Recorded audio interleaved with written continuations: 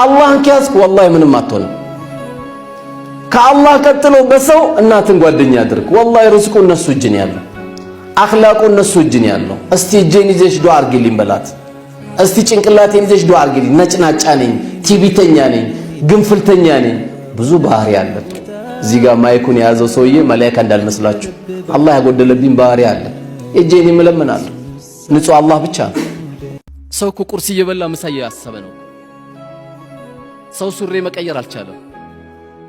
የቤት ኪራይ አጨናብሯቸው ደግሞ ግራ የገባቸው ሞባይል ያጠፋሉ፣ አከራያቸው እንዳይደውልባቸው።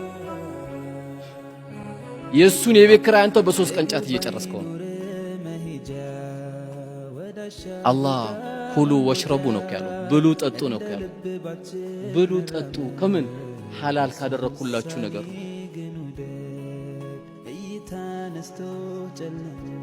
አንድ የስነ ምግባር ባለቤት የሆነ ሰው ከጫት መራቅ አለበት።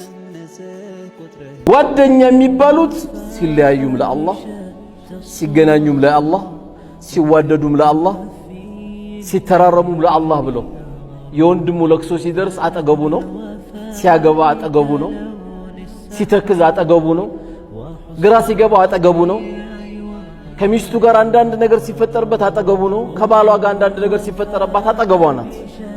አለ ነው የዚህ አይነት ጓደኛ? ወይስ ከአንገት በላይ ነው? ሐቢቢ ደህና ነህ? ሐቢቢ እንዴት ነህ? አይደለም እንባባለው? ዝም ብሎ ሐቢቢ ይባላል እንዴ?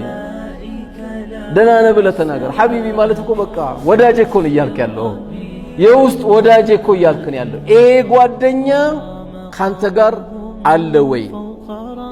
ስለዚህ ከአርሽ ጥላ ስር ከሚያደርጋቸው ሰዎች መካከል አንዱ ማናቸው?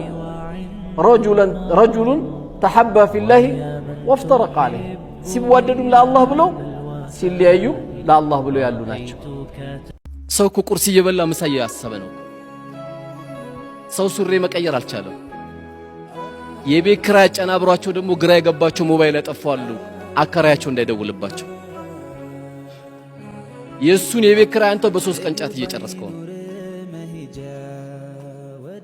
አላህ ኩሉ ወሽረቡ ነው ያለው፣ ብሉ ጠጡ ነው ያለው። ብሉ ጠጡ ከምን ሐላል ካደረኩላችሁ ነገር ነው።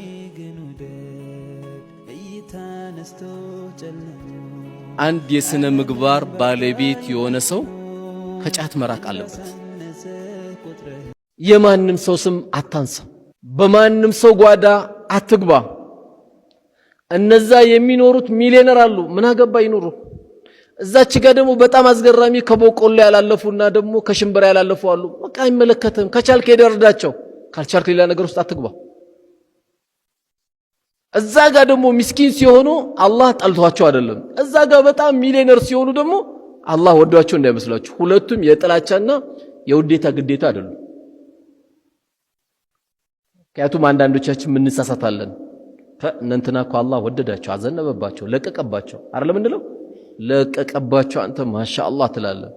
አንተ አላወቅም እንጂ የውመል ቂያማ እሳት ይሆናል የተሸከሙት። ስንት ቤት አስለቅሰው ያን ብር እንዳመጡት አላህ ነው የሚያውቀው፣ አንተ አታውቀውም። ያንተን ጸጋ የምታውቀው ነገ የውመል ቂያማ ነው።